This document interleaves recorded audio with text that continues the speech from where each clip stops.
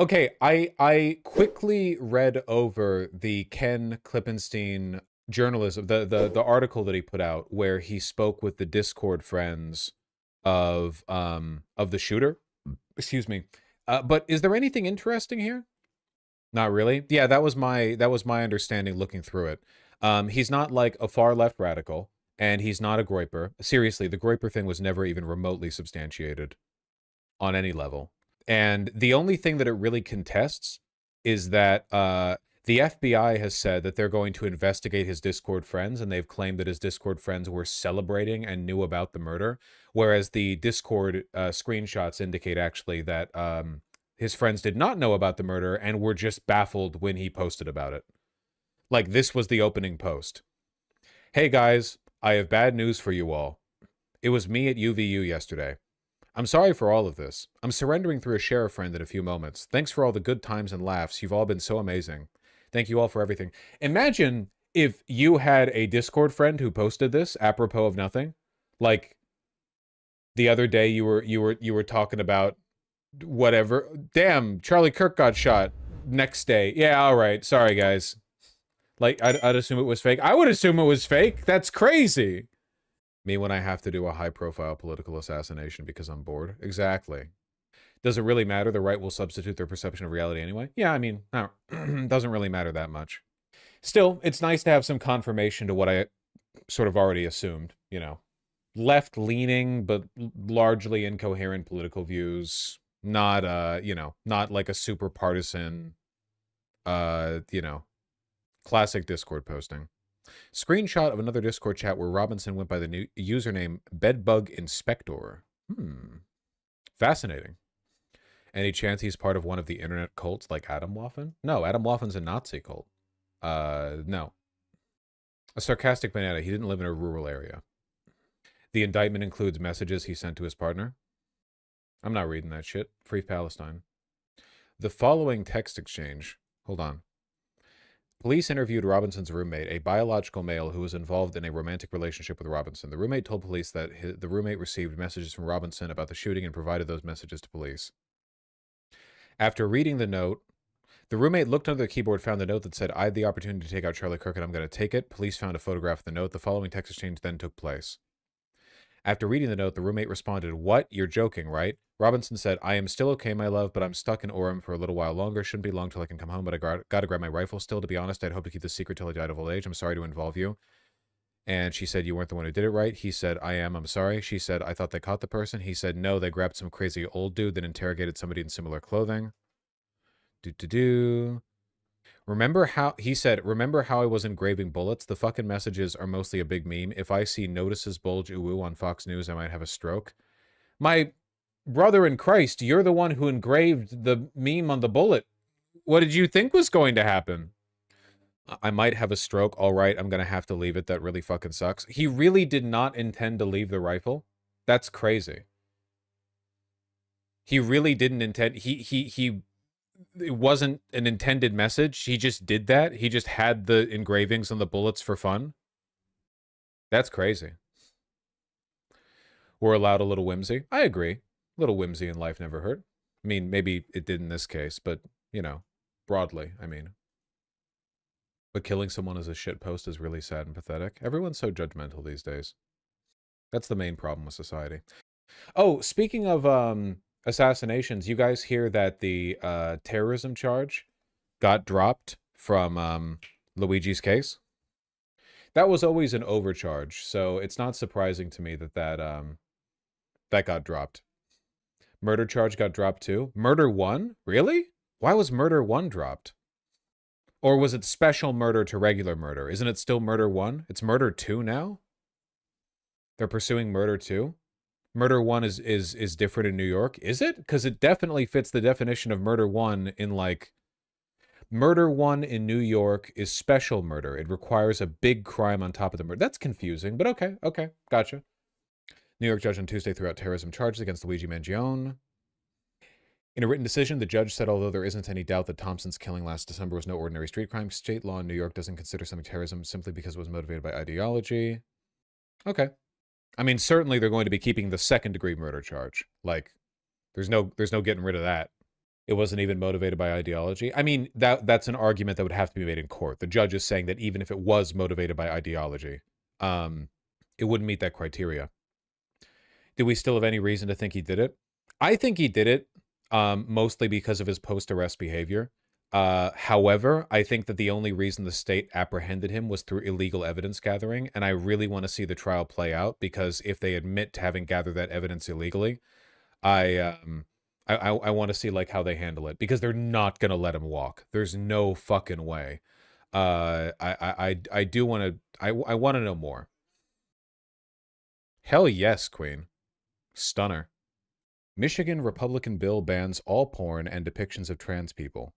And let me guess, it just got proposed by an attention-seeking piece of shit who knows that there's no chance of it passing. Yeah.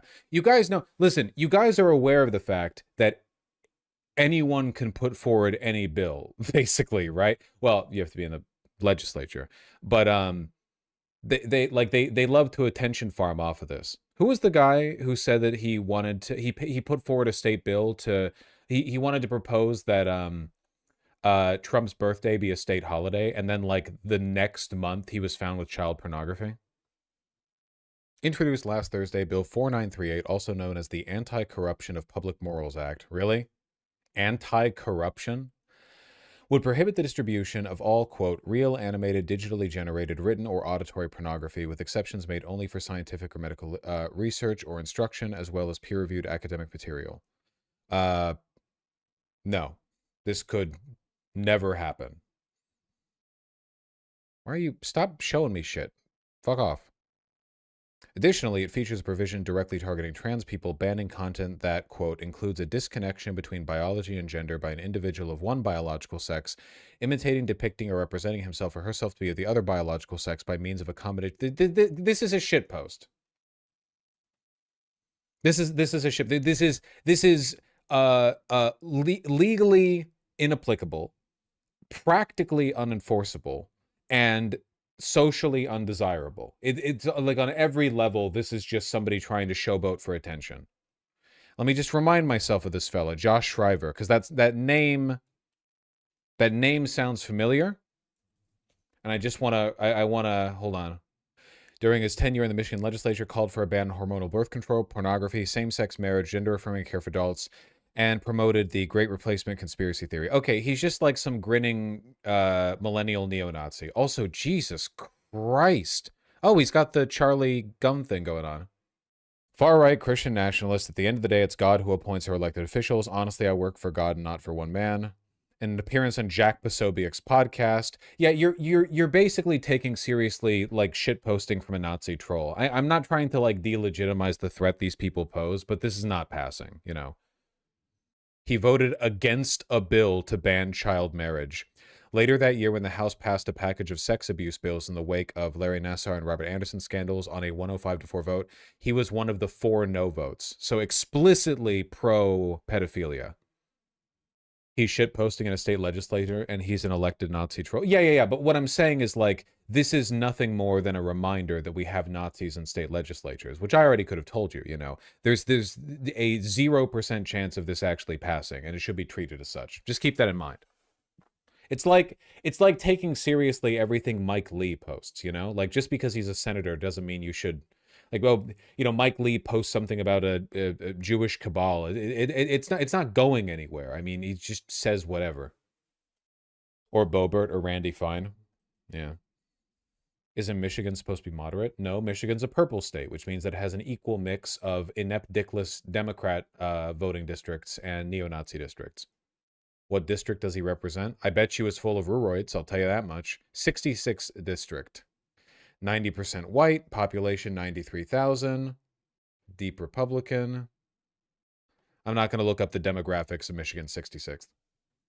Autism clinician, do you not want to know what that was? No.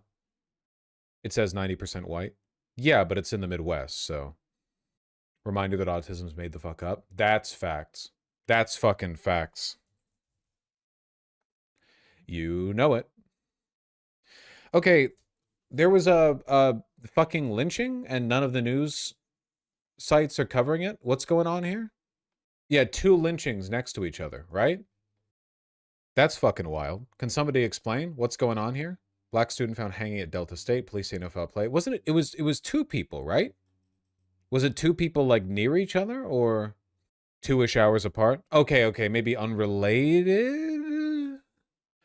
A black college student who was found hanging from a tree on his school campus in Mississippi was not the victim of foul play, law enforcement officials said. Yeah, black guys just do that in Mississippi, apparently. People trying to say it was a suicide. In fairness, if you were a quirked up black guy with the sauce and you did want to kill yourself, this would be a very funny way of doing it. Boulevard County Coroner Randolph Rudy Seals Jr. Jesus fucking Christ. Is that a Mississippi name or what? Boulevard County Coroner Randolph Rudy Seals Jr. wrote in a report that based on a preliminary examination, Reed did not suffer any lacerations, contusions, compound fractures, broken bones, injuries consistent with an assault. No evidence suggesting physically attacked before the death. There are like no news stories on this, man. It's crazy. This kind of thing happens every year, but it's no coincidence that it happens more with Charlie Kirk dead. The police lie about it every time. It's almost never without foul play. Yeah, it's really difficult to get an accurate number on how many lynchings there have been because, like, they kept happening after it stopped being socially acceptable to do them. It's just the police got quiet about it. Like, in the 1930s, if there was a lynching, the cops could go over there and be like, yep, he deserves it. Good night, y'all. But now, like, but if it happened in like the 1990s, they'd have to go over there and be like, yes. Well, I believe he just did that himself. Good night, y'all. Like, it's a little more difficult to keep track. There's like no information about this online at all. Boulevard County Deputy Coroner Moray Rourke told the Mississippi Free Press that he, quote, saw no broken limbs. Okay. That's such a weird thing to say. Is that like what you would need to determine if a lynching happened? Broken limbs? What about like bruises or contusions or something? Like what there's a lot of stuff that can happen to a body that's not because there's rumors that there were. Ah, gotcha. Rourke told the outlet that in his opinion Reed's death was self-done and I have reasons for that. He declined to elaborate, citing the open investigation. Okay. Jokes aside, it just seems unlikely to me that a black guy would be like, I'm going to take my own life. I'm going to choose this method to do it. That's, I don't think most people, like if people are in an emotional state where they want to end their own life, I don't think they're usually doing it in like an epic troll fashion, I think. That's just my guess. Outside on your college campus, near the campus pickleball courts. Legit, I'm trying to look for like any information on this that isn't just a repeat of what we saw. I have no idea, man. It's fucking crazy. Mississippi has had repeat lynchings and police always call them suicides. Yeah, for sure. 100%. I don't know. Sorry, I can't really talk about it. I guess we'll see. There's an open investigation.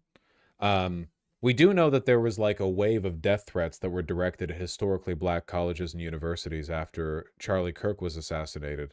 I doubt those things are directly related, but there's definitely, we're at a heightened risk of white reprisal against anyone and everyone they blame.